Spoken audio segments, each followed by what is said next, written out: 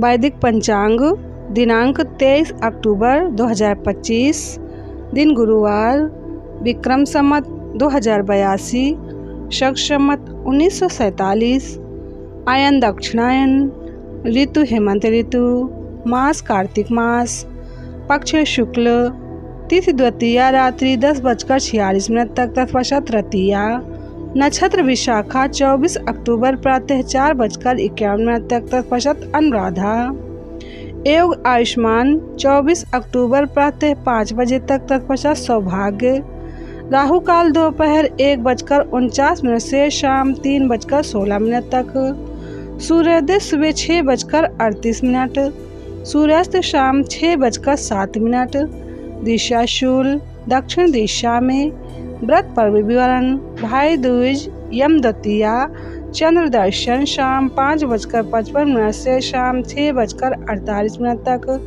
हेमंत ऋतु प्रारंभ, विशेष द्वितीया को बृहति छोटा बैंगन या कटहरी खाना निषिद्ध है। ब्रह्मोत्तर पुराण ब्रह्मखंड। वैदिक पंचांग हेमंत ऋतु में स्वास्थ्य रक्षा।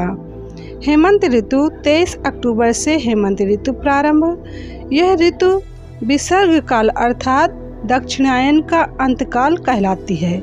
इस काल में चंद्रमा की शक्ति सूर्य की अपेक्षा अधिक प्रभावशाली होती है, इसलिए इस ऋतु में औषधियाँ, वृक्ष, पृथ्वी व जीव जंतुओं की पौष्टिकता में भरपूर वृद्धि होती है। शीत ऋतु में शरीर में कफ का संचार होता है तथा पित्त दोष का नाश होता है।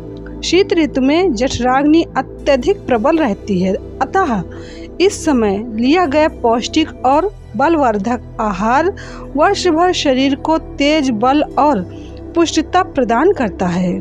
इस ऋतु में एक स्वस्थ व्यक्ति को अपनी सेहत की तंदुरुस्ती के लिए किस प्रकार का आहार लेना चाहिए, शरीर रक्षण कैसे हो, आइए हम उसे जानें। शीत ऋतु के इस काल में खट्टा, खारा तथा मधुर रस प्रधान आहार लेना चाहिए।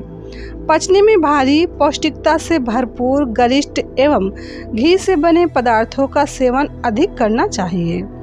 इस ऋतु में सेवन किए हुए खाद्य पदार्थों से ही वर्ष भर शरीर की स्वस्थता की रक्षा का भंडार एकत्रित होता है।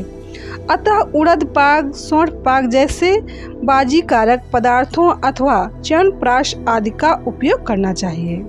जो पदार्थ पचने में भारी होने के साथ साथ गर्म व स्निग्ध प्रकृति के होते हैं, ऐसे पदार्थ लेने चाहिए।